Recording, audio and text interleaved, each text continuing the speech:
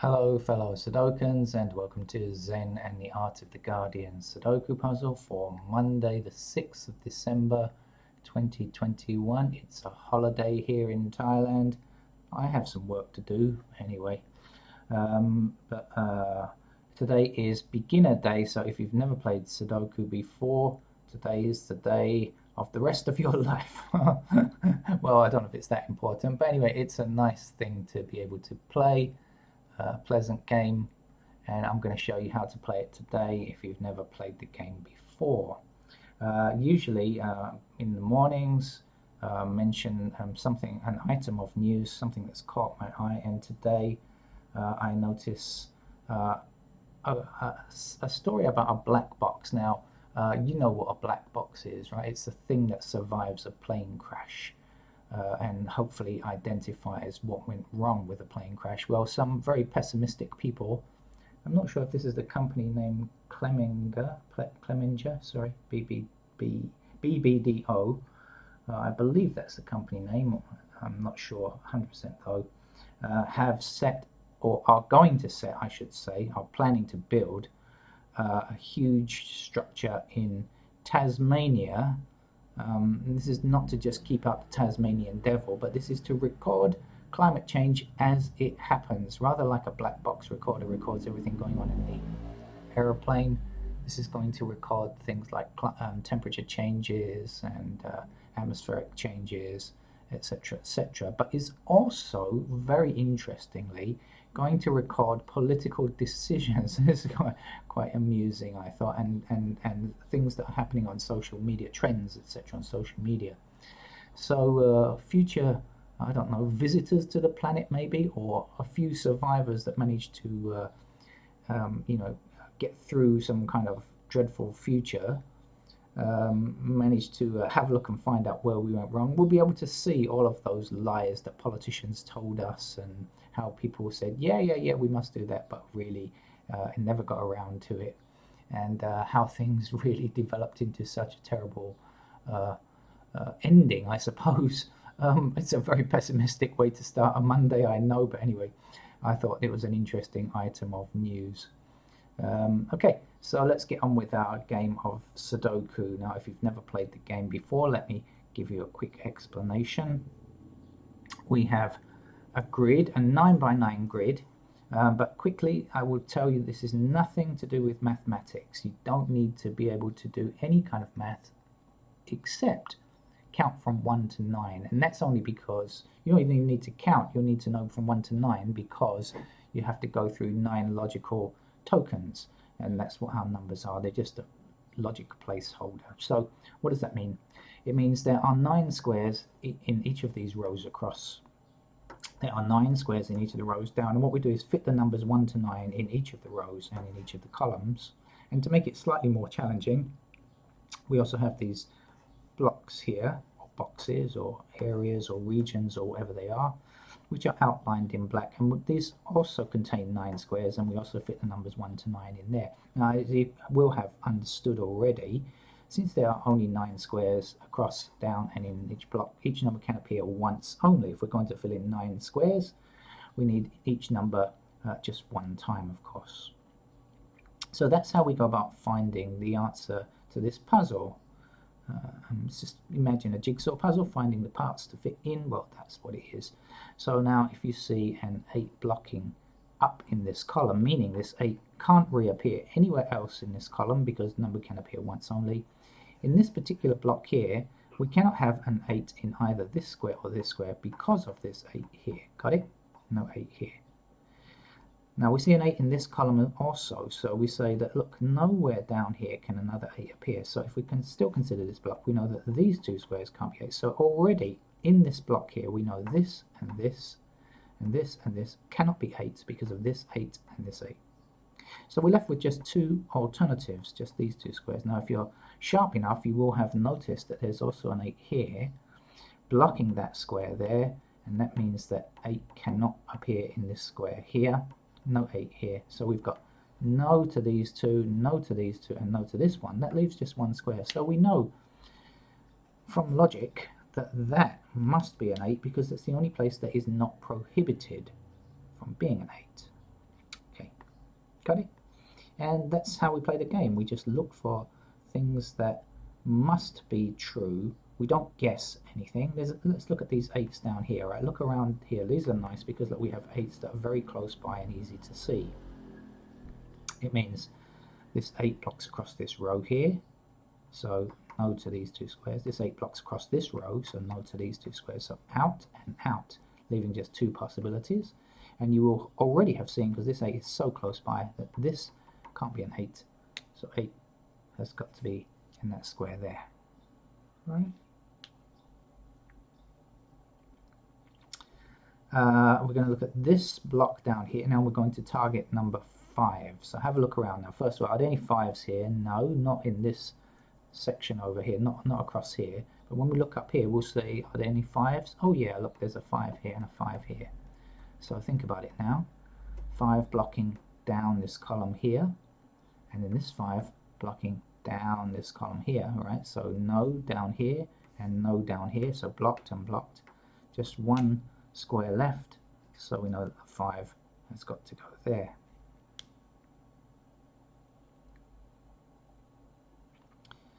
Let's look at this block down here and let's target 9s. I want you to look for 9s. Now the interesting places to look, of course, have got to be up and down the rows here. Not over here, we don't care about this section over here right for now. We're looking at this section here and we're looking at this section here, because things that need to intersect. Now we didn't find any 9s up here, but we found a couple of 9s over here. So think about it and imagine now 9 blocking across here like this, 9 blocking across here like this, so out and out, just one empty square left, 9 goes there.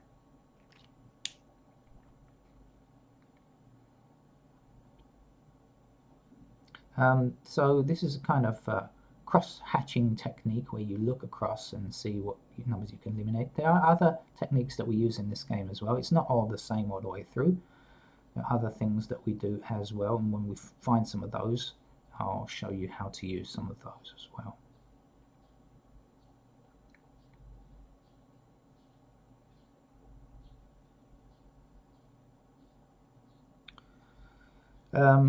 For people new to this channel, you should know that I never play these games ahead of time. I have no idea what the solution is before starting the video, and but Monday is usually, The Guardian calls it easy day, and it generally is pretty easy on a Monday. I always call it beginner's day, because it's a day when I explain more than anything else, more than any other day, I should say.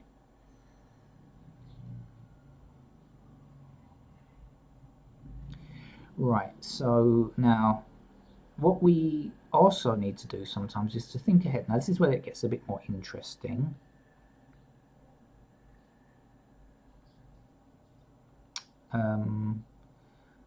You see 7 blocking down here, right? So we know that 7 is not allowed in either of these 2 squares. Agreed? Now we've got 2 squares left, and when we look across here we say, oh, but there aren't any 7s intersecting across here, so we don't know where the 7 goes, and that's true, we don't. So 7 could appear either in this square or this square. So we say, well, can we write them in? And the answer is no, we can't. We can only write in one 7, not more than one place. But we can remember that 7 is either here or here, because it cannot go here or here. So now if a 7 is in this square, it blocks up there, right, up this column. And if a 7 is in this square, it blocks up the same column, right? So it doesn't matter whether the number is here or here, but it certainly means that neither of these 2 squares can be 7. Got it? So 7 blocks up here. Now 7 blocks down here, so we've blocked these 2 out for 7. Now this 7 stops this from being a 7, and this 7 stops this from being 7. So we've blocked, and blocked. Sorry, and blocked across here almost. Looked at the wrong number. So we know that 7 has to go in that square there.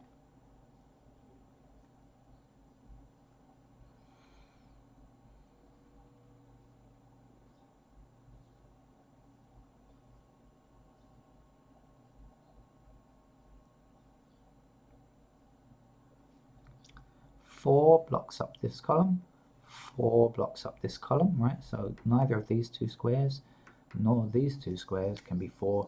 That just leaves that place there.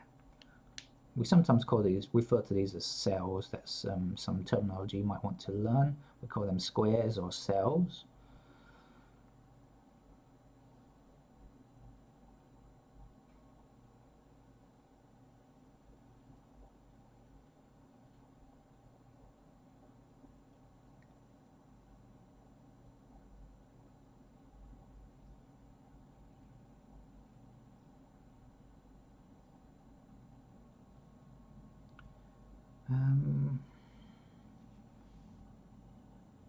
Okay, this 2. Okay, let's target this central block and look at digits 2. Okay, numbers 2. Now there are several intersecting. You'll see there's 2 over here, another one here, another one here, another one here. These are all the ones that are surrounding. Because it's in the middle, remember we have like this. We call these a chute. When you have 3 blocks together, we refer to it as a chute, C-H-U-T-E. And this way we also have a chute, all intersecting the middle block. I want you to look at the 2's. So let's see, this 2 down here blocks up there, and this 2 blocks down here. We also have this one blocking the same square, but it doesn't matter because this already blocks this square.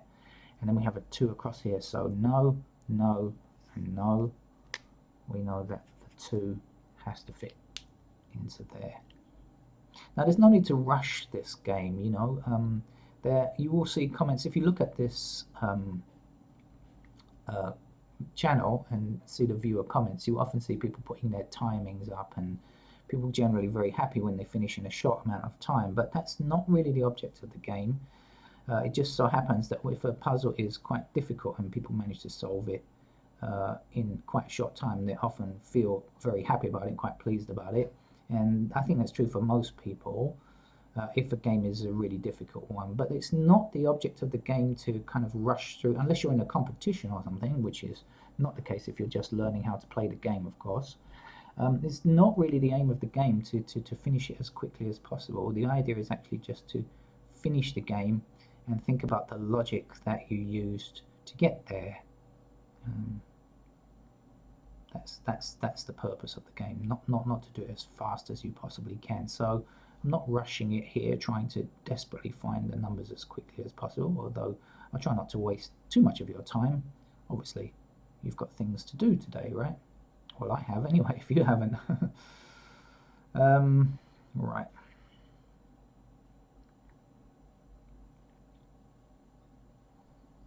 So we have, let's look at this block here and let's target 4s.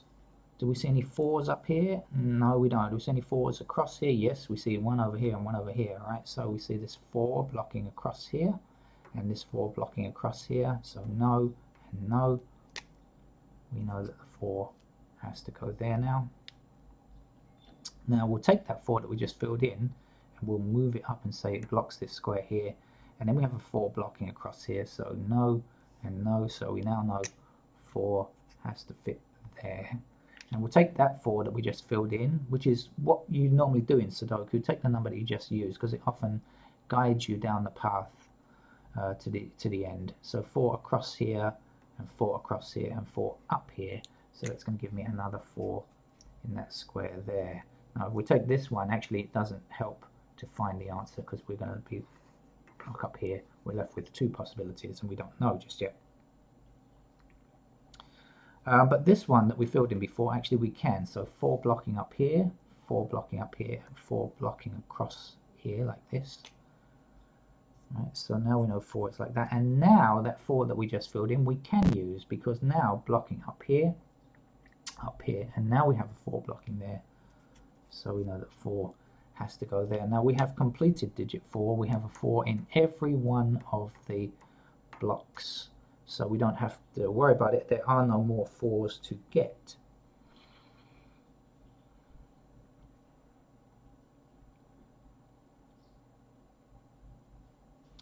Right, now this is another technique and something that you need to look out for.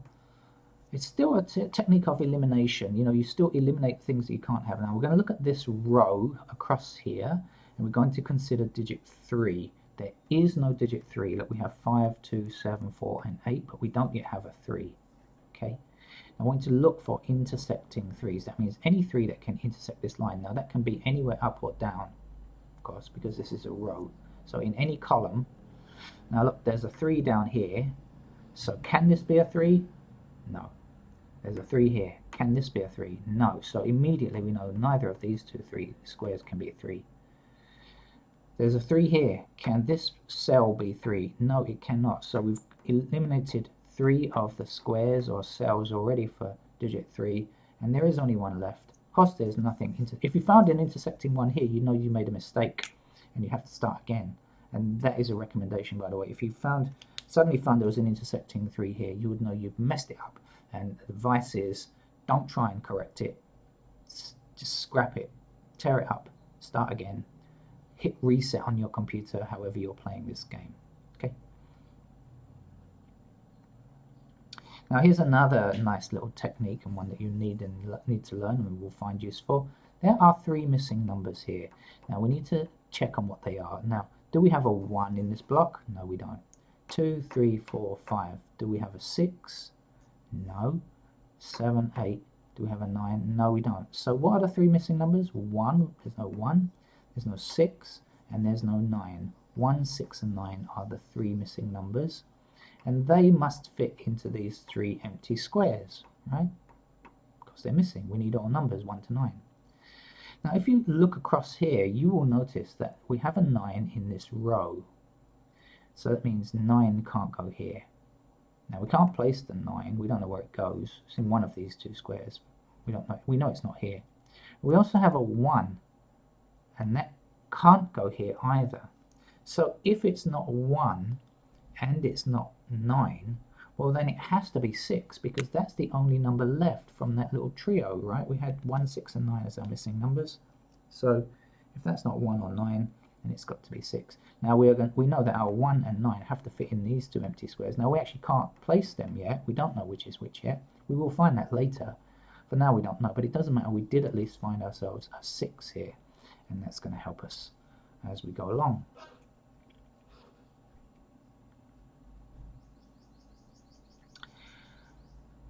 Right, now a bit more thought here, and this is, you'll see why the game is enjoyable, because you're kind of thinking ahead, right? Now there are 2 numbers missing down here. They are 1 and 7, meaning that in this column there is no 1 and no 7. We've got 2, 3, 4, 5, 6, no 7, 8, 9. So 1 and 7 must go into these 2 squares. They're the last numbers we need to complete this column. So do we know which is which? No, not yet. But if we consider this 1 here and say that when we go in this direction, 1 blocks these 2 squares, right? Therefore, 1 must be in one of these 2 squares. Now, if you remember what I said to you before, even if we can't place this, we know that 1 is either here or here. So if it's here, it blocks across here. In other words, that square will be blocked from being a 1. And if it's here, the same row will be blocked. So this definitely cannot be a 1. So we know that, in fact, the 1 must go there, and the 7, that is the number to finish, will go there. And now, from experience, I happen to know that finding that 7 is just about going to finish the game off for us now. It's going to give us enough information to finish the puzzle. That's just because I've played this game very often. So I'm going to show you where else and how we're going to finish now. So 7 blocks across this row here, right? So no 7 here or here. And 7 blocks down here, so no and no, so we know that's going to be a 7 there. 7 blocks across this row, and this 7 blocks down here, so blocking across here, blocking down here, 7 has to go there like that. Now there are 2 missing numbers here. They are 3 and 6. We've got 1, 2, no 3, 4, 5, no 6, 7, 8, 9. But we can see this 3 here stops this from ever becoming a 3, and so we know that the 3 must go there and the 6 must go there. And now we only have 1 number missing across this row. 1, 2, 3, 4. There's no 5 anywhere, so we know that that's a 5. And if you want to carry on and check, 6, 7, 8, 9 to complete the row. Same thing up this row here. 1, 2, 3, 4. There's no 5. We've got 6, 7, 8, 9, so we know that 5 is the missing number. Now when we take that 5 and say blocking up here, 5 blocking up here, no, there's just one square left where 5 can go.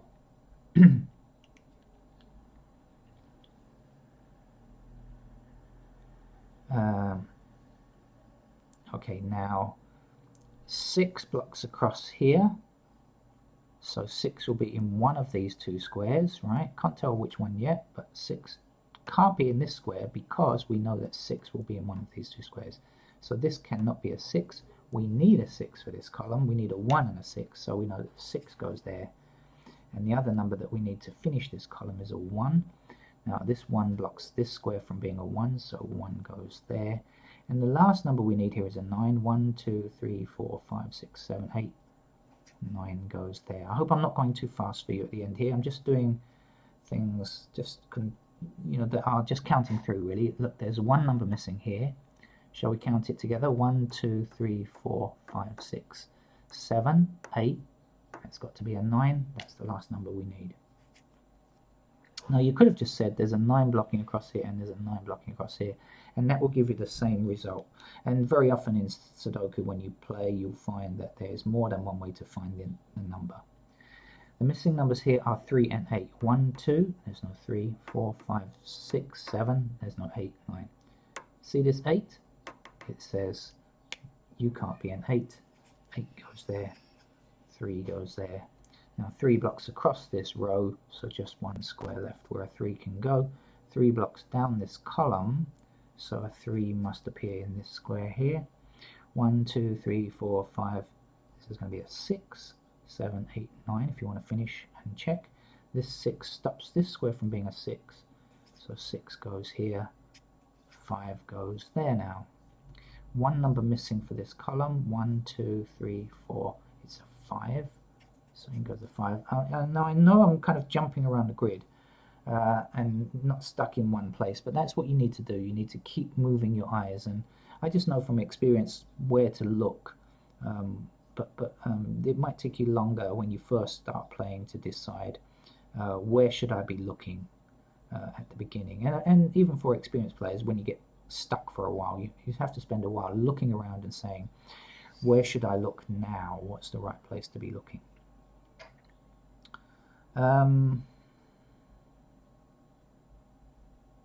Okay, so this 7 blocks up here, 7 blocks across here, so no and no. We don't yet have a 7 in this block, so we know it goes there. Now 7 across here, and 7 across the top row, and 7 up here, so again blocked, blocked, and blocked. So we know that the 7 goes there.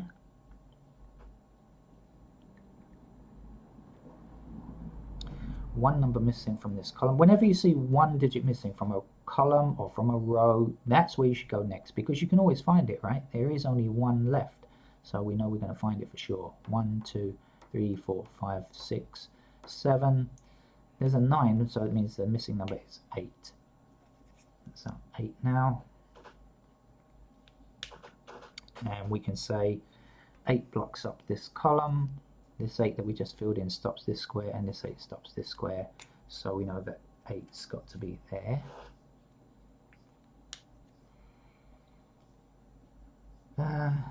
Okay, almost there now, not much more to do.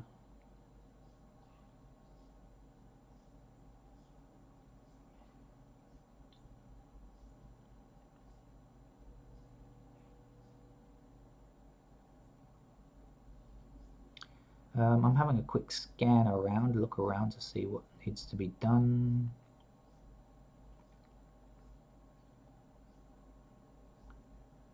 That's 2,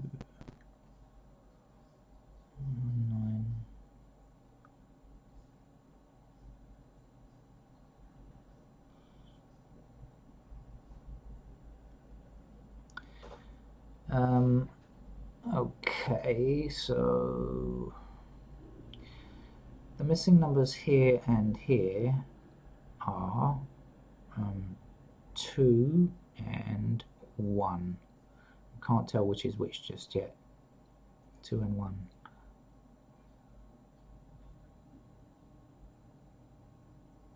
The missing numbers here are 6 and 9, and we can't tell which is which. Okay, the missing numbers over here are 1 and 6, and we still can't tell which is which. Ooh, this is making it more interesting, isn't it? And down here we don't know. Okay, we've got some numbers missing down here, so we can't quite tell yet. What's missing down here? We're missing 1 and 2, so again we can't quite tell which is which.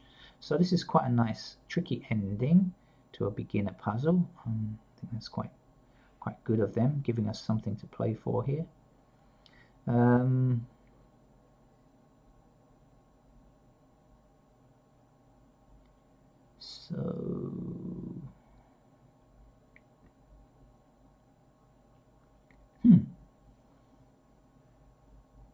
What's the easy number? There's got to be one. I'm trying to do this without showing you some kind of more difficult technique or something.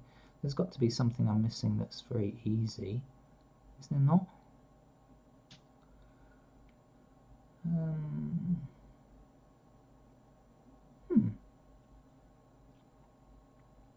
Well, that's a surprising ending. Either I'm not seeing something that's very easy, or we need to kind of think about the ending just a little bit.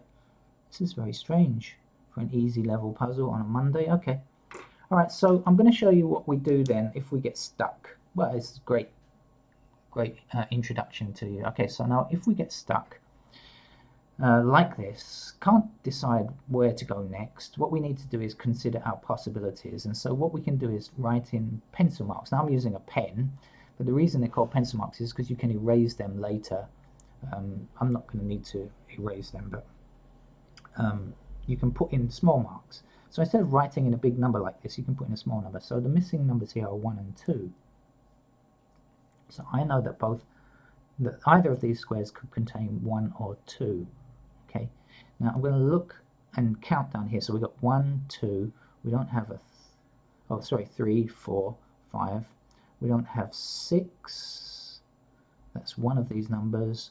And we don't have 9. So this is a 6 or a 9, a 6 or a 9 in these squares. So I'm putting in small numbers in the corner. And then up here we are missing 1 and 2. Okay, so 1 and 2 could be in these squares here. Now over here we are missing 1 and 6. Okay, and then now we've got more than several numbers to look at. Now, so let's see what's missing. First of all, do we have a 1 anywhere? No, we don't. Difficult to find. Do we have 2 anywhere? No, we don't. But look, when we see these 2 blocks across here, we at least know that 2 is a pair either here or here. So I'm going to put those numbers in like that. 3, 4, 5. Do we have a 6 anywhere? We have a 6 blocking up here like this. So we know 6 is either this square or this square. I'm looking for pairs in particular. Okay. 7, 8. The last number that we need is a 9. Now we have 9 blocking up here. So it's not the last number. We've got 9 blocking up here. Oh, here it is.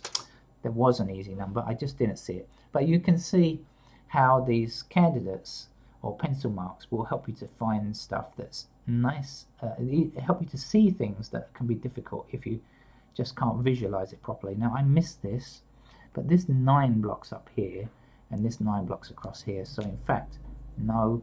So I hope you saw that actually. If you saw it, well done. But now you see what happens. Now we come back here and we know that this 9 can't be true because we have a 9 here. So now we know from our pencil marks that that's got to be a 6. And then up here we know that that's a 9. Now there's one number missing for this row. It's a 1. It's not a 6 here because I haven't finished filling in the candidates, but this is a 1 now. So back down here where this is either 1 or 2, we know that that's a 2 and that's a 1. So this is good because it's given an introduction to pencil marks, which I don't normally get a chance to do on a Monday. This can't be 2. This has to be 2 to finish this column, and this is a 6 now. That's the last number we need. So this can't be a 6. It's got to be a 1, and that's great. A 1 across here, that's a 2, and that's a 1, and you will find that that game is now correct. So a chance to show you about how to use pencil marks. which you probably won't need for most easy level games. If you go and check the channel list on this channel, you'll find lots and lots of easy and beginner games, and for most of them you won't need pencil marks. But if you want to progress to a higher level, you will need to learn and understand how these candidates work and pencil marks work. So I'm pleased to be able to show you today. That's it. Thank you very much. Subscribe to the channel and practice and learn as much Sudoku as you possibly can. Thank you. Bye bye.